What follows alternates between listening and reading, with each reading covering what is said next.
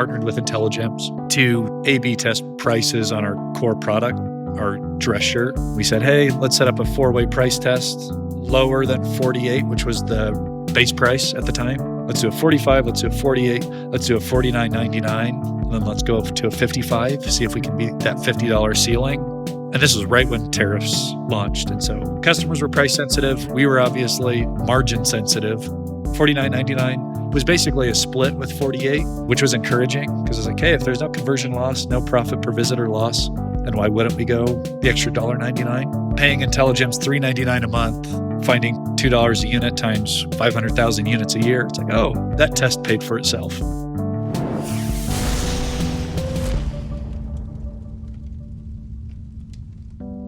Ben, welcome to the DTC Podcast. Super excited to talk about And Collar. It's my first brand with an ampersand in it. Talk to me about why you built And Collar. Well, first, to the ampersand comment, would highly recommend not having that as the first, letter, if you will, or first character in a brand name.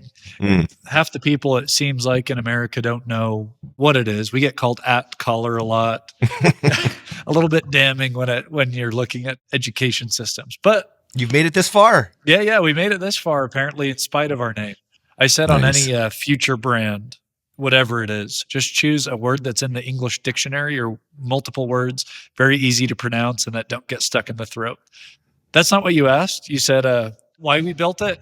Yeah, it was just to keep men comfortable. I mean, I had to wear a dress shirt all the time, and it was to keep men comfortable. And specifically for me, it was supposed to be a college resume or uni resume builder, if you're Canadian, so that I could get a real job and tell someone in an interview that I had enough initiative and drive to go source and sell $50,000 worth of product. Amazing. And talk to me about your growth journey. How long has it been, and how do you characterize where you're at right now? Started in 2017, very passively.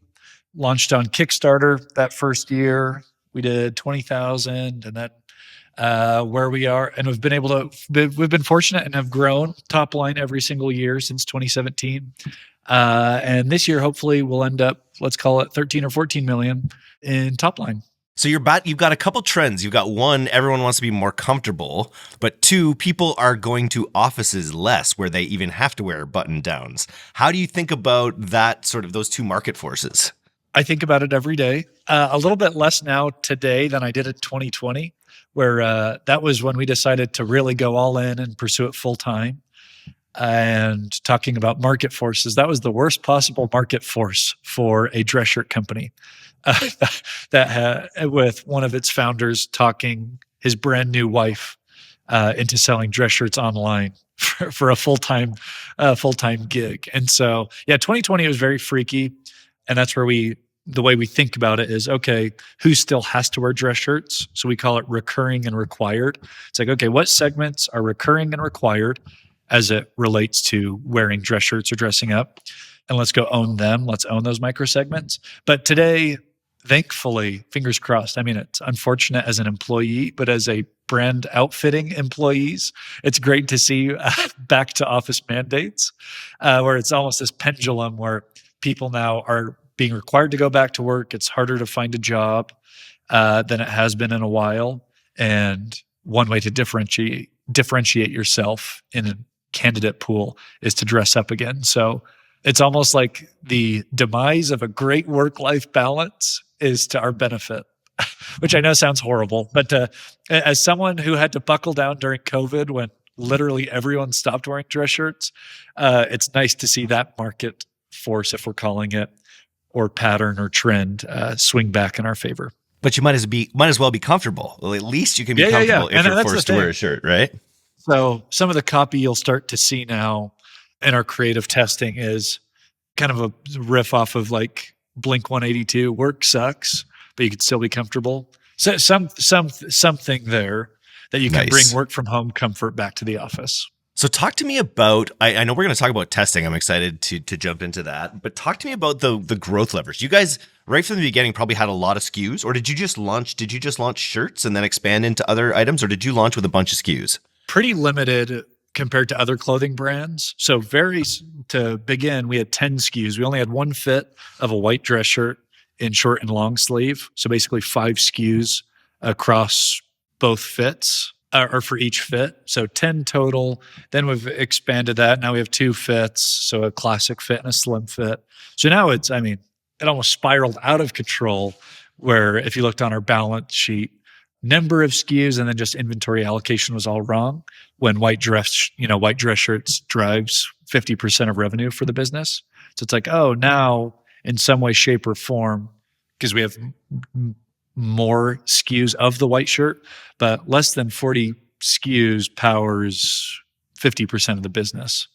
And that's top line, where really it powers even more of our bottom line. So all of that to be said, we got excited, over eager to expand SKUs where it's like, hey, there's still a lot of runway left in North America to be North America's white dress shirt, everyday value white dress shirt. So SKUs got up to as high as 1,500. Now active SKUs are closer to 1,100. And we want to keep it that way even as we grow. I have a friend who runs Outweigh Socks here in Victoria, and all of his marketing is about brightly beautiful, dramatic socks, but I think 50% or more of his sales are millennial ankle socks, white ankle socks, right? So it's like the staples still are what sell the most in a lot of cases. So how have you grown this brand? Is it a meta? Has meta been your darling when it comes to bringing new eyes to the brand? I subscribe to just about every newsletter on the planet. I think DTC is a great one. And we have grown almost in spite of our paid spend, where we've never been good. We've never been good at it. I've never been brought on as an expert in that field. So, really the growth levers we've spent, if you talk about MER, it's like, oh, when we had our big jump in COVID, you were talking about baseball right before this, Eric, talking about the Blue Jays and Dodgers.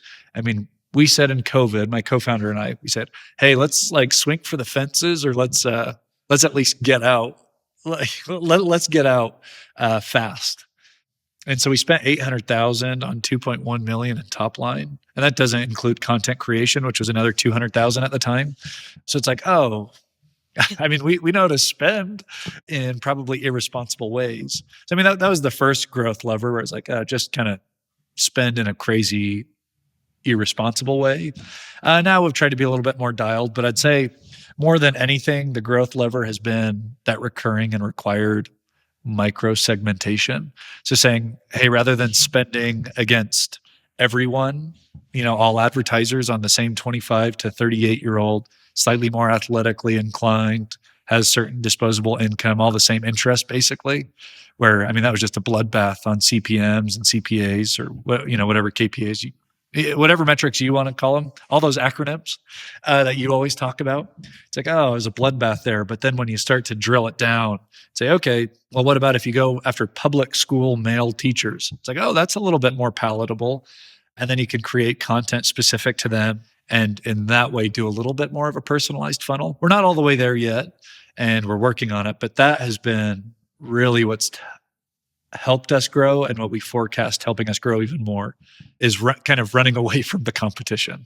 This is the third podcast in a row where the guest has talked about drilling down into their persona's real motivations, not just the segments of who they are, but like why they buy the product. Like for you, it's this idea of being required or whatever. And how I know you're not an algorithm wizard, but that's what Andromeda is meant to do, right? In a lot of ways is to match up the right creative with the right person for the right reason.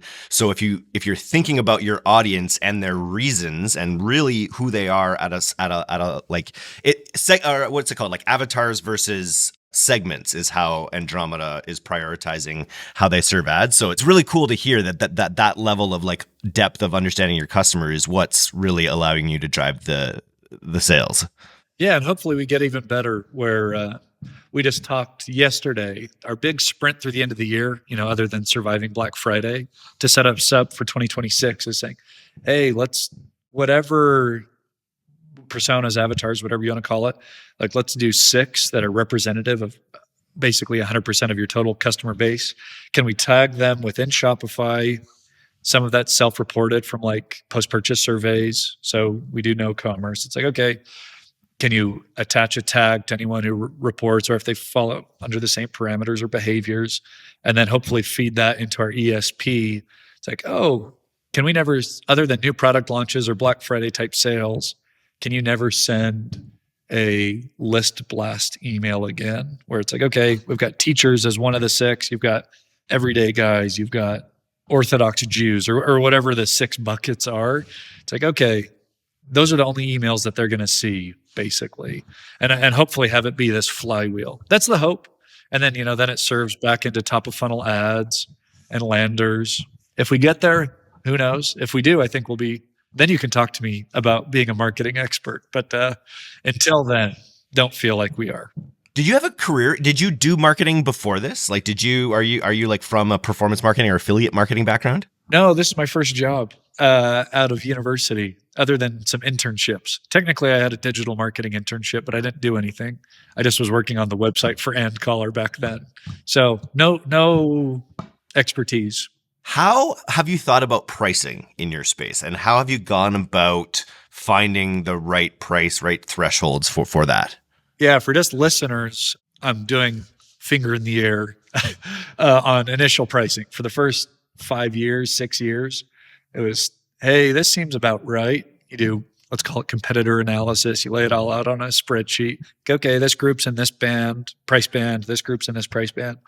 I mean, that's as scientific as it got, but it's, hey, it seems like there's a spot for a sub $50 shirt where you've got Roans, Mizzen and Mains. Lulu now has performance dress shirts, Ministry of Supply. I mean, I could name a bunch who were all at the time in the $120 range. Now they've raised prices up to $150, where we said, hey, we could do a comparable product, much lower gross margin, but I think we, on a units basis, could really compete for a sub $50. So that was the hypothesis. There was no math or reasoning behind it other than that feels right.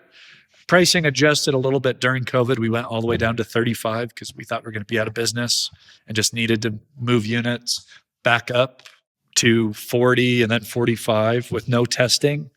And we gauged success on number of support tickets we got. We got very few, if any, on those price changes.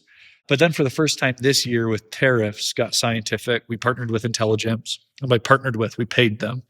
Partner is me doing myself a service. We just paid them money to test, A/B test prices on our core product, our dress shirt. I said 50% of revenue comes from the white version, but then in the patterns and solid colors, then you find another 20%. So 70% of the business is from one style, essentially. And we said, hey, let's set up a 4-way price test, lower than 48, which was the base price at the time. Let's do a 45, let's do a 48, let's do a $49.99, and then let's go to a 55, see if we can beat that $50 ceiling. And this was right when tariffs launched. And so customers were price sensitive. We were obviously margin sensitive and aware. And so it was a great test. And it found us an extra $1.99. $49.99 beat all it was basically a split with 48, which was encouraging because it was like, hey, if there's no conversion loss, no profit per visitor loss, then why wouldn't we go the extra $1.99? And so, found an extra $2 per unit, which had trickle-down effect to wholesale and so on and so forth. So paying Intelligems $3.99 a month, finding $2 a unit, if you extrapolate, it's not totally clean because of sales and stuff, but let's call it, extra $2 a unit times 500,000 units a year. It's like, oh, that test paid for itself. Yeah. And how does it work with Intelligems? When you're running those 4 different tests, are they basically just 4 different versions of the website or purchase funnels where the prices are consistent with whatever the test is? Yeah, that's what we were most worried about was, okay, how is there going to be consistency across the purchase funnel for Eric versus Ben? Really, really incredible where we had one ticket, across however many thousands of orders in the 3-week period it was live. We had one ticket mentioning, hey, this price was this yesterday. And it was just a visitor coming back. And we didn't do enough cleanup on abandoned cart to clean that up. Apparently we did because there was only one ticket. But what they do is basically replicate and it's command search and find almost and replace any mention of price. And so they do a really thorough job of our flyout cart, which is an after sell or upcart, product. Our post-purchase, which is after sale and order editing, everywhere in the purchase journey, from top of funnel to end of funnel, inside of FAQs, inside of flyout cart, they replace and find any mention of price. And does it happen over time, or is it all happening simultaneously? Simultaneously is my understanding. I mean, I'm not technical, but so when we were setting up the test, they do a really good job of hands-on. They have a CSM that walks you through it, and you set up the test exactly the way that you want. They have you kind of go incognito mode across your team, so that you see each of the 4 variants or 3 variants of the site with the different 3 or 4 pricings. And then, yeah, it works. That doesn't really answer your question, but it works. Yeah, it works. Any other examples of tests? I see a note here about free shipping threshold, which is something I think people don't think about testing, or they just, like they say, they finger in the wind, they see what their competitors are doing, and they're like, this is what it is. But what kind of impact can testing that have on the biz? Yeah, that one was even more significant in terms of like result impact, probably not as much still significant impact, not as much as a style that does 70% of revenue. That was our second test. We've got pretty major seasonality. We've got Father's Day, weddings, end of school, new jobs coming in May, June, through August. And that's the only time of year that competes with Black Friday. And so we got 2 quick wins under our belt with Intelligems. Within 6 weeks, we got the price test and free shipping threshold. Free shipping threshold was $100 because that's what we set it at in 2017 because everyone else had it. Never had been touched. And so we did 4 variants, 100 versus a $75, a $125, and a $149.99 option. Reasonings were 75 AOV is 123, but median AOV, if we're calling it AOV still, median is quite a bit lower, where, average is, we've got pretty significant outliers with $800, $900 carts, but median, especially when you look at new customers, is quite a bit lower than that. So we said, hey, can you increase conversion rate if you lower it at 75, 100, let's keep 125. Can you maybe get someone to add 1 more item per cart just to get over the 125 when AOV is anywhere from 121 to 123 in the year for us? And then $149.99. Can you get them to add another shirt? $149.99, major flop for us. Similar, with the price test, as was the 55 ceiling. So it's like, okay, we've got pretty elastic customers, or at least price sensitive customers to a certain point. Intelligems were really fascinated with the findings. 2 major winners were the 75 and the 125, which matched our hypotheses. The 125 did get people to add an extra item. 75 just got people to check out. We ended up going with the 125 mostly because of worries about tariffs. We're like, we just need to extract as much value as we can. Where in 2026, the name of the game for us is new customer acquisition. So we'll probably revisit that test and see how you can drill down even more, because 75 was the winner for just getting people over the line.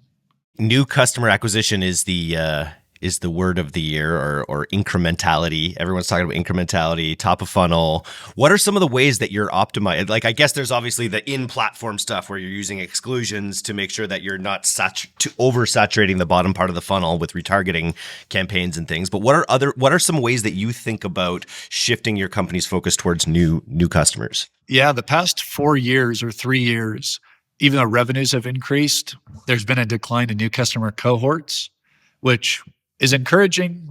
We've got really resilient repeat purchasers, but is worrying because it's like, okay, at what point, are we going to start to see the drop off?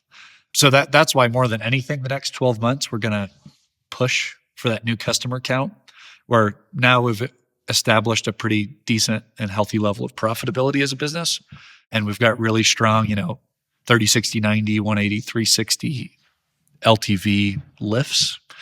So the way we're thinking about it is, one, you talked about the exclusions, all the little tinkering, really mostly just kind of platform testing more than anything, where we're starting to spend more significantly on YouTube, and just launched with the Tatari, so TV, saying, hey, let's do pure top of funnel plays.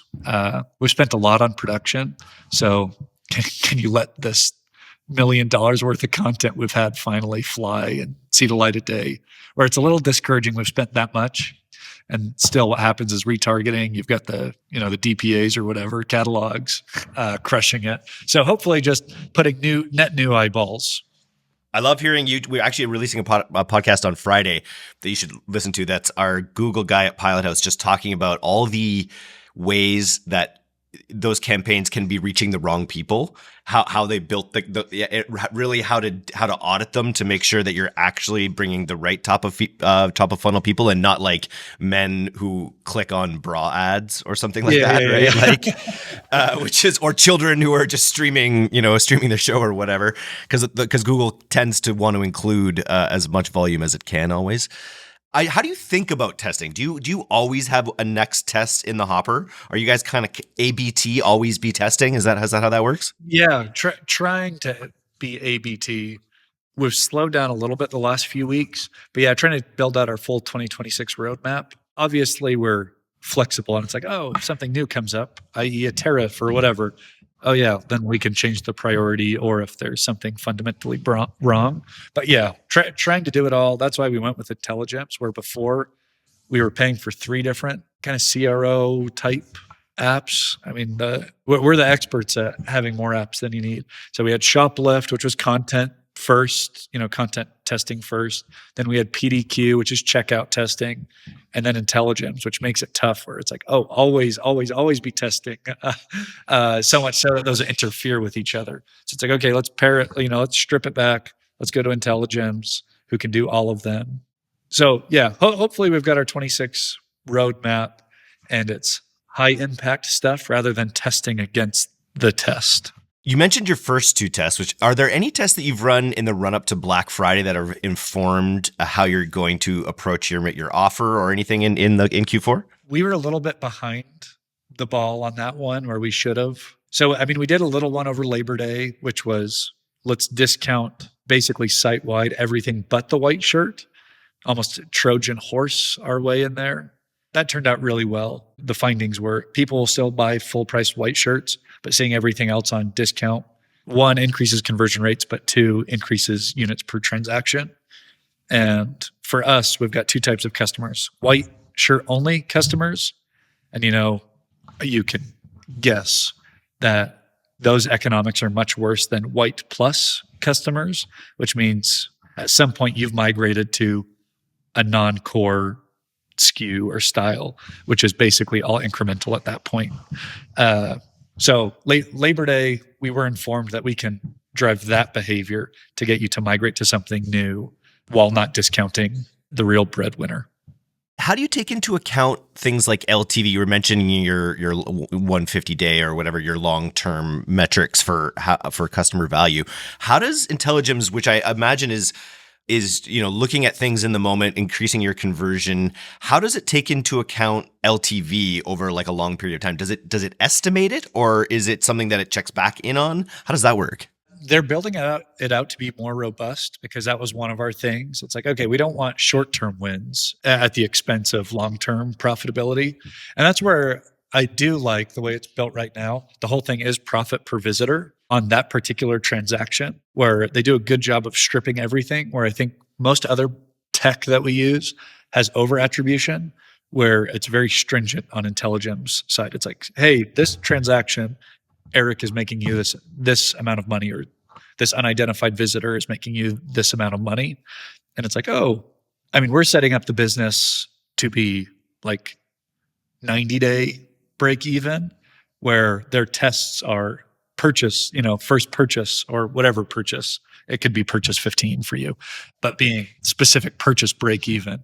And that's where we like it, where, if they can beat 90 days, we'll take that all day. So it doesn't really answer your question. They're building that out, but profit per visitor is the North Star metric within the platform. And it's like, okay, if you can do it on a transaction level, then you can do it on a 150, 360 level. You mentioned getting the business to a good state of profitability, good EBITDA. What's your mindset around that? And what are the key changes that, as the leader, you've sort of made to the company to get it where you like it? I mean, 1, making sure unit economics, like sharpening the pencil, making sure unit economics are good, where when it was me running finances, so I can't take credit for it. It's like, oh yeah, I take the optimistic look. I forget to bake in returns and exchanges, which is inevitable as clothing brand. I'm doing unit gross margin rather than like at the factory level rather than delivered and landed, landed and delivered. So one, just sharpening the pencil and doing very real numbers, where I think most e-com operators tend to like the optimistic ones, where it's like, oh, I only paid $5 a unit at the factory level, but it's like, oh, all in, that actually is costing you $12 or whatever the number is. So that's one. Number two, this sounds very mercenary-like, but attaching a P&L to each employee, where it's like, hey, a standalone, you've got to make money. It's almost like profit per employee as our North Star metric. So saying, hey, whatever attribution we can give to you. So if you're our influencer manager, it's like, hey, we're going to look at that at a fully baked level, and not just hey, what revenue did you drive? It's like, oh, actual contribution profit. Because guess what? There's a discount associated with that influencer's sale, plus their commission, plus your salary, on top of actual gross margin of the item. So looking at it that way as well has helped change the business, where it's like, hey, you and I agree that you have to drive value for the business. These are the metrics that, in my opinion, are what you're in charge of. And if you succeed on those, there's a spot for you here. And if not, it's like, then what are we doing?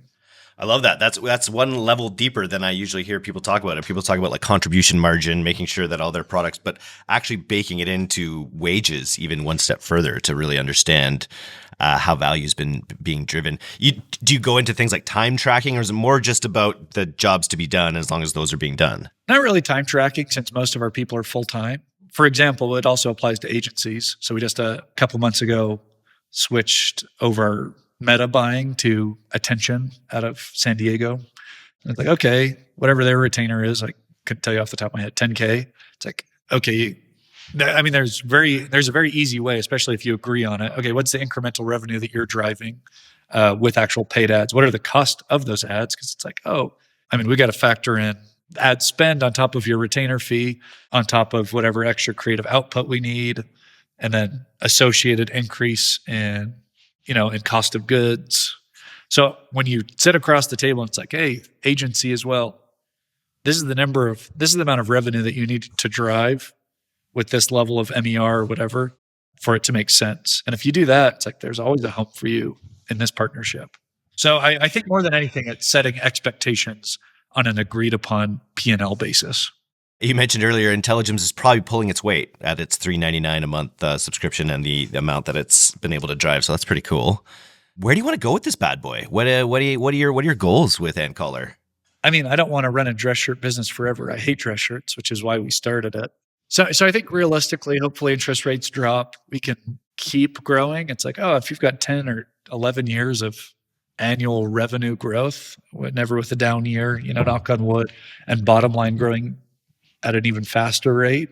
It's like, oh, I mean, really what we'd like, if I'm being totally honest, let's get this to 35 million in the next 3 years.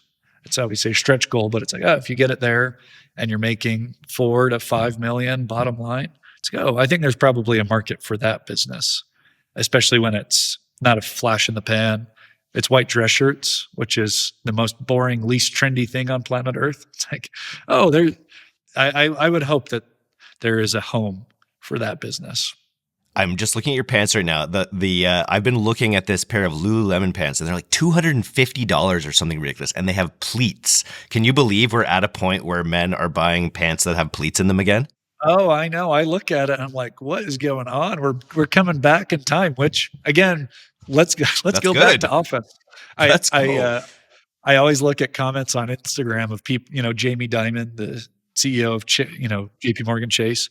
He's very outspoken about back to work, and everyone's railing on him and saying, boomers are going to boom. And I'm like, please keep booming. Please keep booming, boomers. I'm sure all the commercial real estate holders are really hoping for a return to the boom as well, because that could be a big problem. Unfortunately, I don't have any real estate. I've just got dress shirts that I've got to sell. Nice. Very with crazy patterns on them, so they're more expensive. I like it. Very cool. Well, thanks for coming on the D2C podcast today. I'm going to throw, if you don't mind, your LinkedIn. So if people want to get in touch with you, talk about this growth, talk about maybe how you've used Intelligems, because I think it's a pretty cool tool. I think a lot of our listeners could potentially benefit from. I think it's a lot of things. People don't do it often. People just kind of, they set it, forget it, or they don't know how to actually test things to move the needle. And I think it's something that almost every brand could benefit from. Oh, absolutely. Yeah, very, very pro Intelligems. Nice. All right. Well, special thanks to our sponsor on this one, Intelligems. And thanks for coming on the podcast today, Ben. This was sweet. Thanks, Eric.